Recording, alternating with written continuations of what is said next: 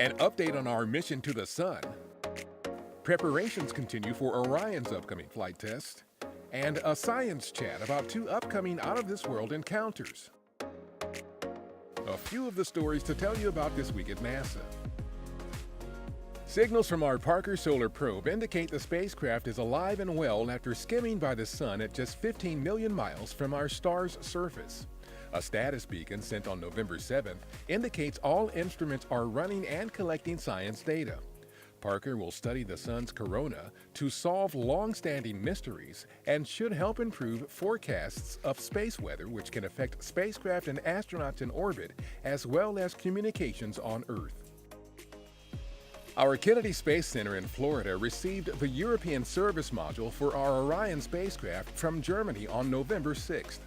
The service module will propel, power, and cool Orion during Exploration Mission 1, Orion's first uncrewed flight test with our Space Launch System rocket that will demonstrate our capability to extend human existence to the Moon and beyond.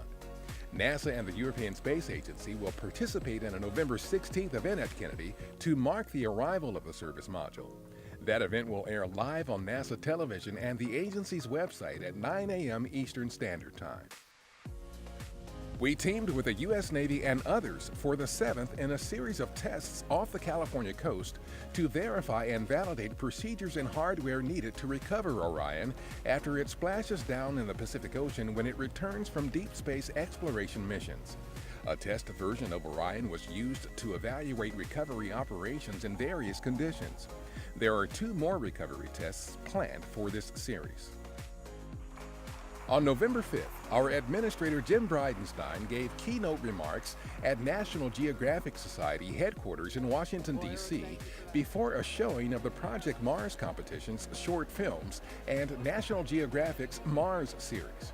During his remarks, Bridenstine talked about our InSight mission scheduled to land on the Red Planet November 26th.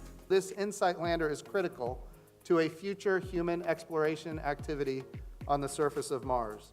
What we're going to be able to do is create a 3D image of what's happening inside Mars and ultimately how that could jeopardize human astronauts in the future. A November 7th science chat focused on upcoming encounters for 2 of our planetary missions, OSIRIS-REx and New Horizons. OSIRIS-REx, our first asteroid sample return mission, will arrive at asteroid Bennu on December 3rd and then deliver a sample from the asteroid to Earth in September 2023.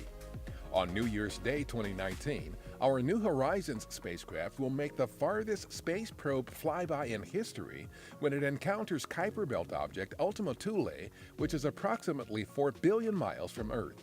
You can see the entire episode at go.nasa.gov/smallworldschat.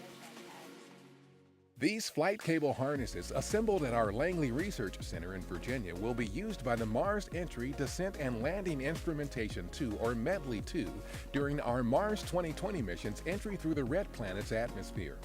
MEDLEY 2 will measure pressure, temperature, heat flux, and radiation on the capsule that encloses the Mars 2020 rover. For an interactive look at how the mission will land, check out go.nasa.gov/Mars2020landing.